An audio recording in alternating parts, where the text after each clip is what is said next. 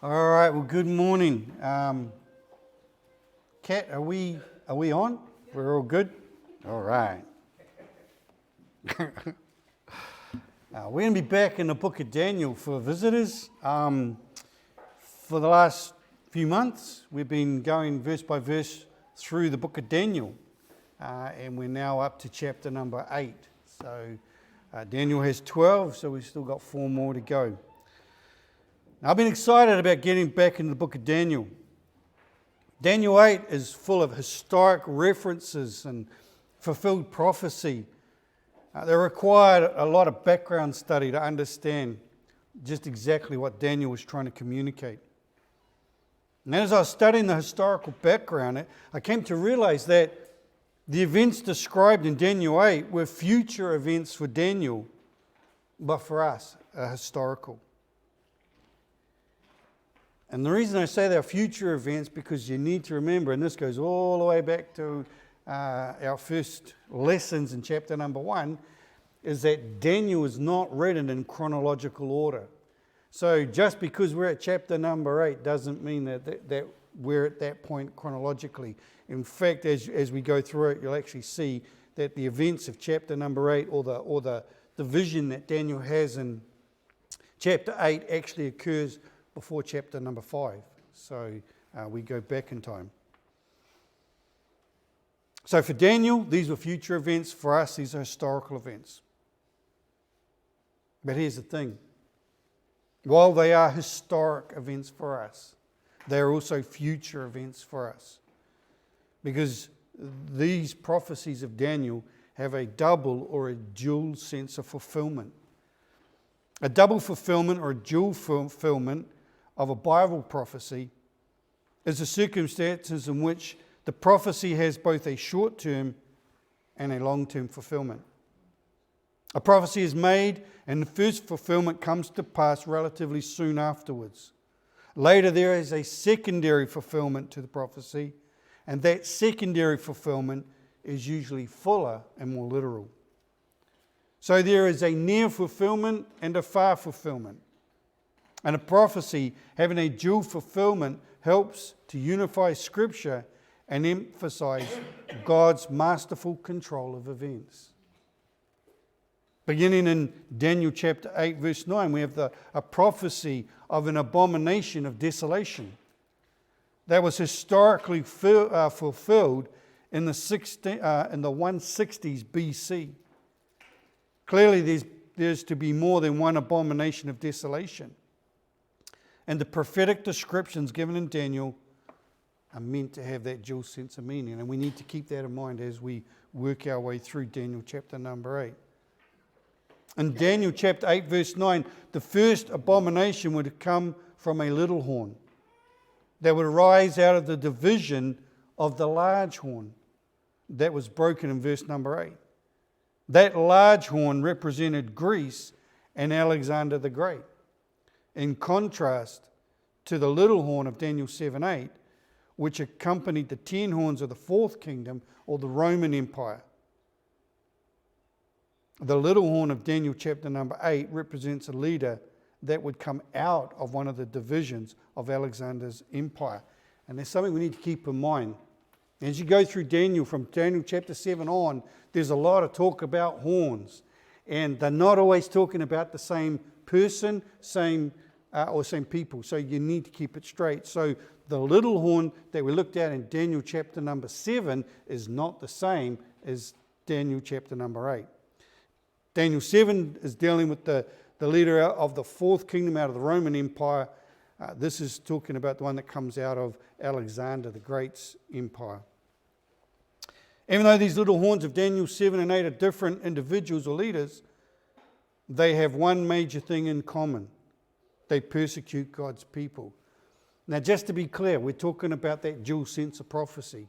So we're talking about the short-term fulfillment of who that horn represents, not the ultimate long-term prophecy. Daniel 8 offers us a testament to God's absolute control over history, even when evil seems momentarily victorious. And remember, when Daniel wrote chapter number 8, when he was having these prophecies and these visions, the children of Israel were in captivity. They were slaves. They were not in their homeland, which is really interesting because of what's going on with Hamas and Israel now. While the majority of the people had been taken away into Babylonian captivity, and we know that that it was done in 3 different waves. There were 3 different times when people were taken away. The Babylonians only took the cream of the crop. So Daniel was taken in, and his 3 friends were taken into captivity in the first wave. They were the cream of the cream. They were the smartest, the brightest, the best of the crop. The Babylonians came down a second time and then took the best of what was left. Came down a third time and took the best of what was left. But here's the thing. There was a remnant left behind. There's always been Israelites. There's always been Jewish people in the land of Israel throughout history. They've always been, since the Babylonian captivity, they've pretty much been a remnant until Israel became a nation in 1948, and then the Jews started to come back and make Israel their home. But there's always been Israelites. There's always been Jewish people in the land of Israel. And here, Daniel 8 gives a testimony to God's control over history. Even though those that were bad and those that were evil seemed to be the victorious ones. The chapter prompts us to understand God's sovereignty and trust in His plans regardless of how insurmountable challenges may appear. Because in the end, God's righteousness prevails. I want to start out by reading the whole chapter. I think it just helps set the scene, give us an idea of where we're going over about the next 4 weeks. All right, verse number 1. In the 3rd year reign of King Belshazzar, a vision appeared unto me, even unto me Daniel. After that which appeared unto me at the first, and I saw in a vision, and it came to pass when I saw that I was in Shushan, in the palace, which is in the province of Elam, and I saw a vision, and I was by the river Ulai. Then I lifted up mine eyes and saw, and behold, there stood before the river a ram which had 2 horns, and the 2 horns were high, but one was higher than the other, and the higher came up last. I saw the ram pushing westward and northward and southward, so that no beast might stand before him, neither was there any that could deliver out of his hand. But he did according to his will and became great. And as I was considering, behold, a he-goat came from the west on the face of the whole earth, and touching not the ground, and the goat had a notable horn between his eyes. And he came to the ram that had 2 horns, which I had seen standing before the river, and ran into him in the fury of his power. And I saw him come close into the ram, and he was moved with choler against him, and smote the ram. Don't you love old English words? Moved with choler against them. We'll get to that later. And he broke his 2 horns, and there was no power in the ram to stand before him, but he cast him down to the ground and stamped upon him, and there was none that could deliver the ram out of his hands. Therefore the he-goat waxed very great, and when he was strong, the great horn was broken, and for it came up for notable ones towards the 4 winds of heavens. And out of one of them came forth a little horn, which waxed exceedingly great towards the south, towards the east, and towards the pleasant land. And it waxed great even to the host of heavens, and it cast down some of the hosts of the stars to the ground, and stamped upon them. Yea, he magnified himself even to the prince of the hosts. And by him the daily sacrifice was taken away, and the place of the sanctuary was cast down, and a host was given against him. And a host was given him against the daily sacrifice by reason of transgression, and it cast down the truth to the ground, and it practiced, and it prospered. Then I heard one saint speaking, saying unto another saint, let me say that again. Then I heard one saint speaking, and another saint said unto that certain saint which spake, how long shall be the vision concerning the daily sacrifice and the transgression of desolation, to give both the sanctuary and the host to be trodden under foot? And he said unto me, 2,300 days, then shall the sanctuary be cleansed. And it came to pass, when I, even I, Daniel, had seen the vision and sought for the meaning, then behold, there stood before me as the appearance of man. And I heard a man's voice between the banks of the Ulai, which called and said, Gabriel, make this man to understand the vision. And so he came near where I stood. And when he came, I was afraid and fell on my face. But he said unto me, understand, O son of man, for at the time of the end shall be the vision. Now as he was speaking with me, I was in a deep sleep on my face towards the ground. But he touched me and set me upright, and said, behold, I will make thee to know what shall be in the last end of the indignation. For at the time appointed the end shall be. The ram which thou sawest, having two horns, are the kings of Media and Persia. And the rough goat is the king of Grecia. And the great horn that is between his eyes is the first king. Now that being broken, whereas four stood up for it, 4 kingdoms shall stand up out of the nation, but not in his power. And in the latter time of the kingdoms, when the transgression has come to the full, a king of fierce countenance and understanding dark sentences shall stand up. And his power shall be mighty, but not by his own power, and he shall destroy wonderfully. Man, that's just, in that picture, he shall destroy wonderfully, and shall prosper in practice, and he shall destroy the mighty and the holy people. And through his policies also shall cause craft to prosper in his hand, and he shall magnify himself in his heart, and by peace shall destroy many. He shall also stand up against the prince of princes, but he shall be broken without hand. And the vision of the evening and the morning, which was told, is true. Wherefore shut thou up the vision, for it shall be for many days. And I, Daniel, fainted, and was sick certain days. Afterward I arose and did the king's business, and I was astonished at the vision, but none understood it. All right, a lot going on. We've got a lot to look at. Let's do an overview so we just get a feel for where we're at. Now we saw in Daniel 7 that God gave Daniel a vision of the 4 coming world empires.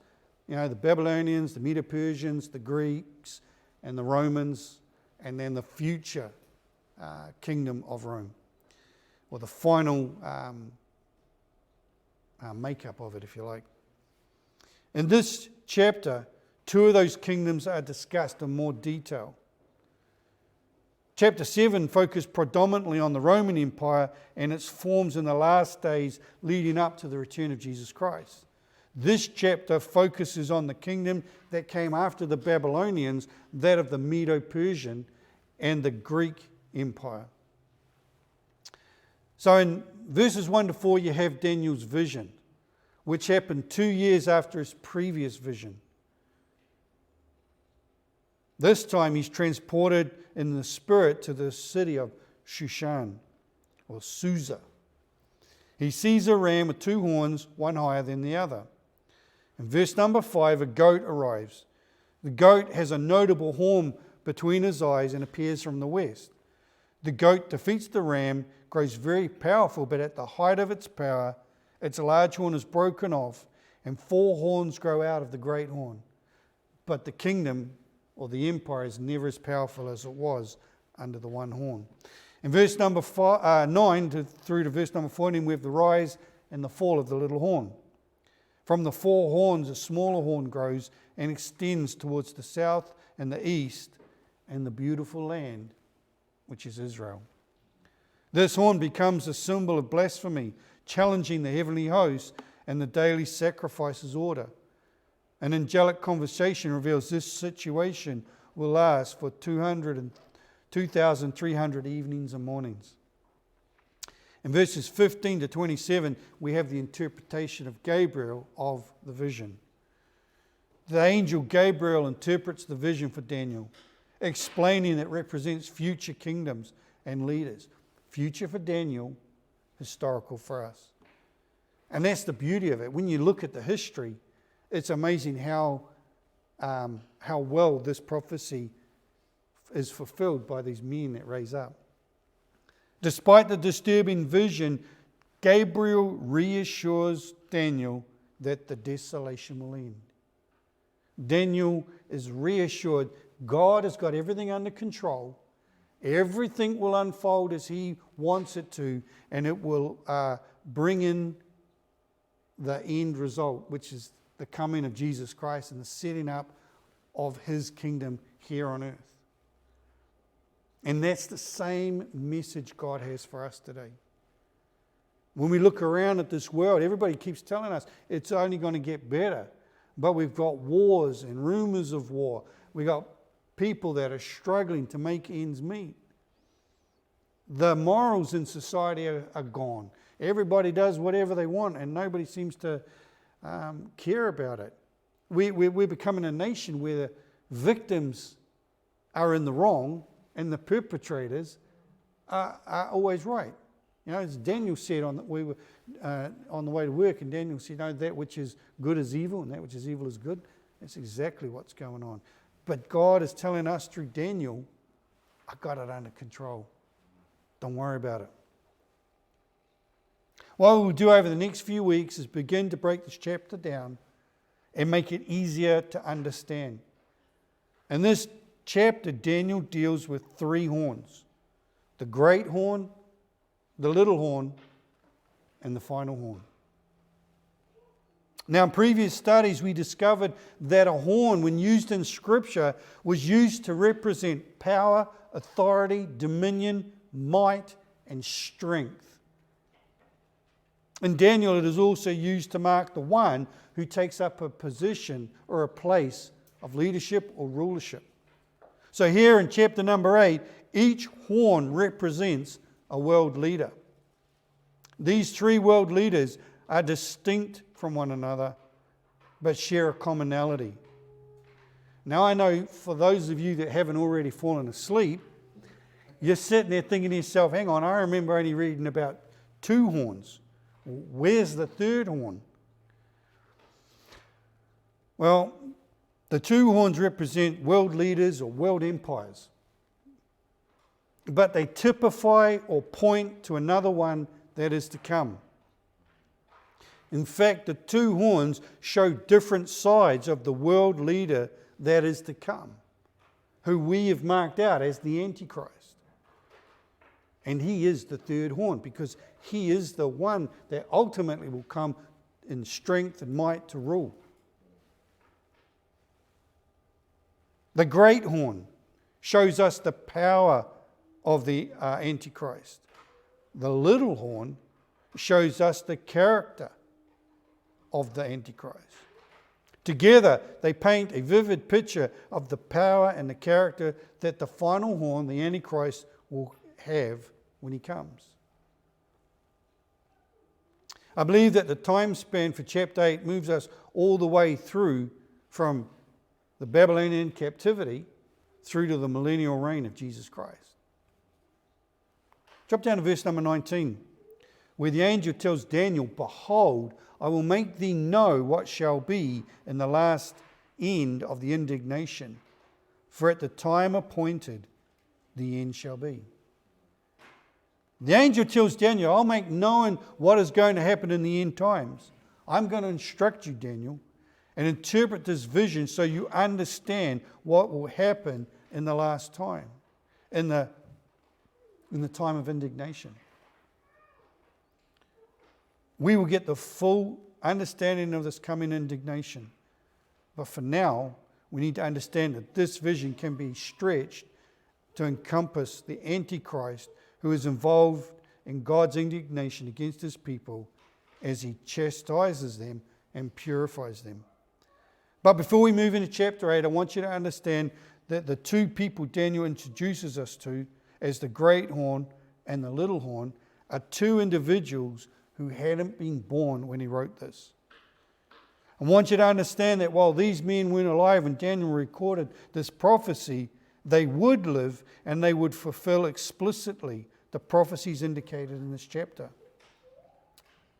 So it's not only a prophecy of the Antichrist, it is a prophecy of the two who will come. So that's the short-term fulfillment and the long-term fulfillment. And through their lifestyle and through the pattern of their lives and through their character, they will reveal something of the power and character of the Antichrist. They will serve as signposts and give us something that will help point us towards and identify who the Antichrist is. Which is really interesting because every time a world leader rises up, everybody starts looking and go, he's the Antichrist. They did it with Hitler. They did it with Napoleon, you know. And I'm sure they'll do it with others. I think at the moment, Donald Trump's the leading candidate for the Antichrist at the moment.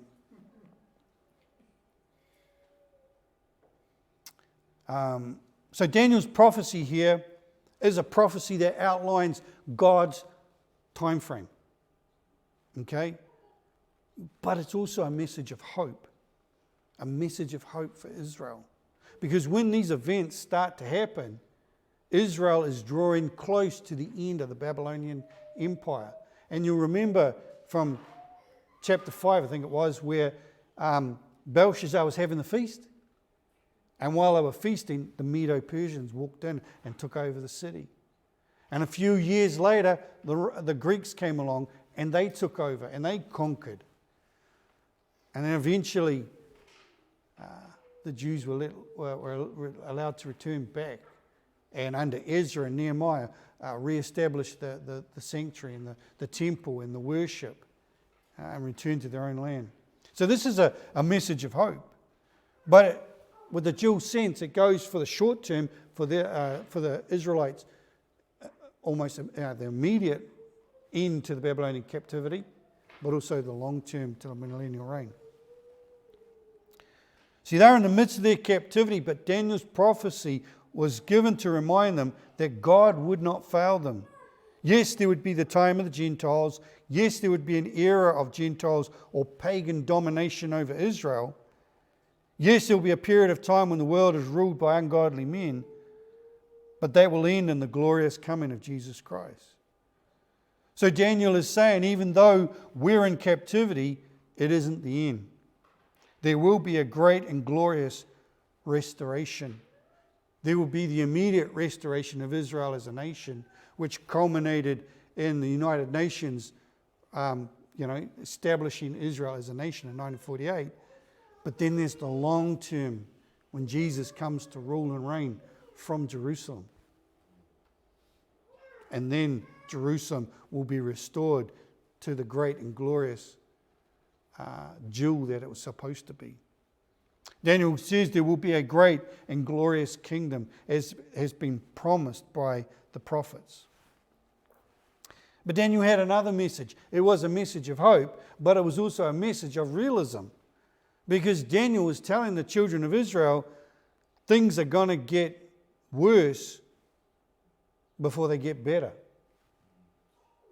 And that's the reason he focused so much on the Antichrist and his forerunners.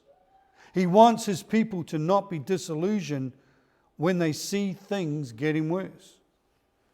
God, through Daniel, has the same encouragement for you and me this morning. In Matthew 24, Jesus said, "And you will hear of wars and threats of wars, but don't panic. Yes, these things must take place, but the end won't follow immediately. Nation will go to war against nation and kingdom against kingdom. There will be famines and earthquakes in many parts of the world, but all of this is only the first of the birth pains, with more to come." Daniel 8 offers a testament to God's absolute control over history. Even when evil seems momentarily victorious, even in the conflict between Hamas and Israel, God is in control. God wants us to understand that He is sovereign and trust in His plans, regardless of how insurmountable the challenges appear. And I don't know about you, but you look at the Middle East and tell me that sorting that mess out does not look insurmountable. But one day, God will put that right. In the end, God's righteousness prevails. All right, for the rest of the message, we're just going to look at verse number 1. All right, just verse number 1. Next week, we might even just do verse number 2. All right, in the 3rd year of the reign of King Belshazzar, a vision appeared unto me, even unto me, Daniel, after that which appeared unto me at the first. And I've put in verse number 2 just for a bit of context. And I saw in a vision, and it came to pass when I saw that I was at Shushan in the palace, which is in the province of Elam. And I saw in a vision, and I was by the river of Ulai. Daniel introduces a new section, switching from Aramaic back to Hebrew. So for the last little while, up to about chapter 7, verse 28, Daniel has been writing his prophecies, writing his messages in Aramaic. Now he switches back to Hebrew in verse number 1. And he stays in Hebrew through to chapter number 12 and the end of the book. And the first question is why? And the reason is that from chapter 8 to chapter 12, Daniel is dealing with what is going to happen to the Israelites. He's dealing with what's about to happen to his people.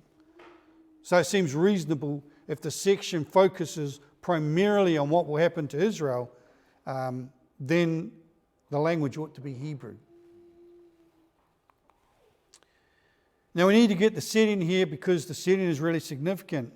Daniel starts out and he says, in the 3rd year of the reign of King Belshazzar.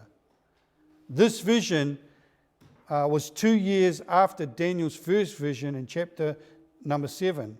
Somewhere around 551 BC. In chapter 8, Daniel would have been between 67 and 70 years old.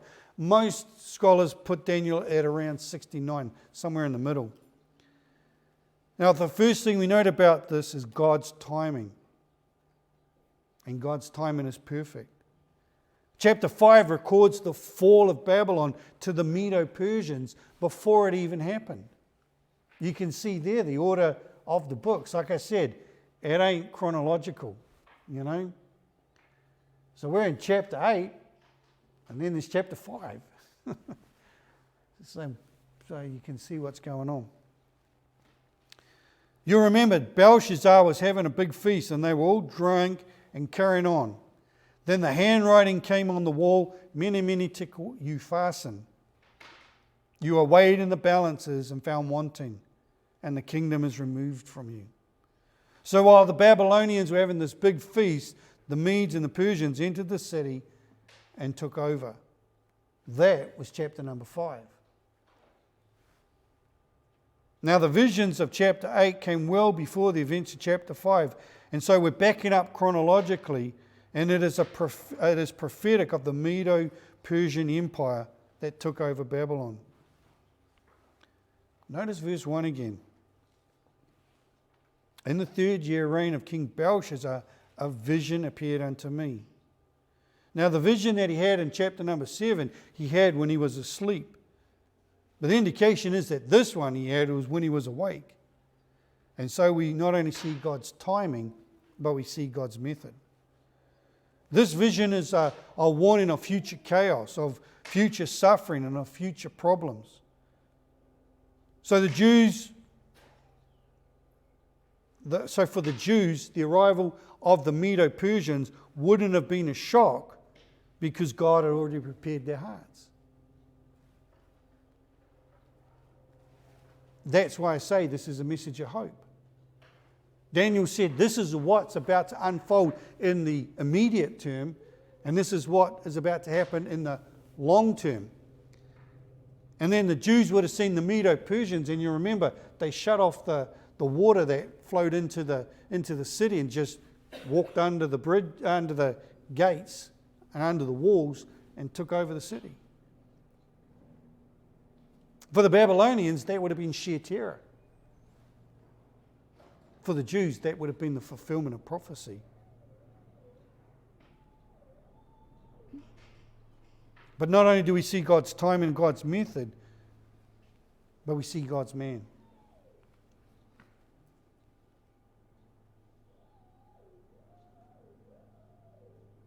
Daniel says, a vision appeared unto me, even unto me, Daniel. This phrase is repeated, and it's repeated for a reason. Daniel seemed shocked and surprised by the vision. He wasn't shocked and surprised by what he saw per se. Daniel was shocked and surprised that God used him to be the instrument to record the vision.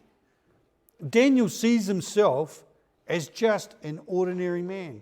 Daniel does not see himself as anything special. And so when God gives him this vision, he says, I saw a vision, and it came unto me, little old me, because Daniel was the interpreter of visions and dreams, not the one having them. So when God used them, it produced surprise. And I was really thinking about this week, and started looking at other men in the Bible and other women in the Bible that God used. And I think this is one of the virtues that you see, one of the characteristics you see in true men and women of God, especially the ones that God used in very powerful ways. There's always this feeling of unbelief that God could use them, or that God wanted to use them. And a lot of them are always pointing to other people. God, why do you want to use me? Use him, use her. They're more spiritual than me. There's this overwhelming sense of unworthiness that is brought to the surface. Surprise and thrill is probably a good way to describe it. C.S. Lewis said, surprised by joy, shocked that God should be so favourable. And I believe that God's leaders have always been that way. Every time God tried to get a really godly man to do a job, they always wanted to back out of it because of these feelings of inadequacy. And so Daniel is somewhat overwhelmed that he is God's man, that God was using him to record a vision, that some thousands of years later we are still studying and meditating on. And that's something I love about Daniel. Daniel was a righteous man. Daniel was a great spiritual man. He was 69 years old. The things he'd seen and the things he'd experienced with God. And even at 69, he's still surprised when God says, you're my man, Daniel, and I'm going to use you. And you know what? That is something we don't see in a lot of leaders in the church today. A lot of the so-called religious leaders. There's this lack of a sense of inadequacy. They'll be the first ones to tell you why God chose them, because they are better than everybody else. And that always rings alarm bells. But not only does it ring alarm bells in the spiritual world, but also in the secular world, because the Antichrist will not have that sense of inadequacy. We know from chapter 7 that he speaks boastful words and thinks he's better and equal to God.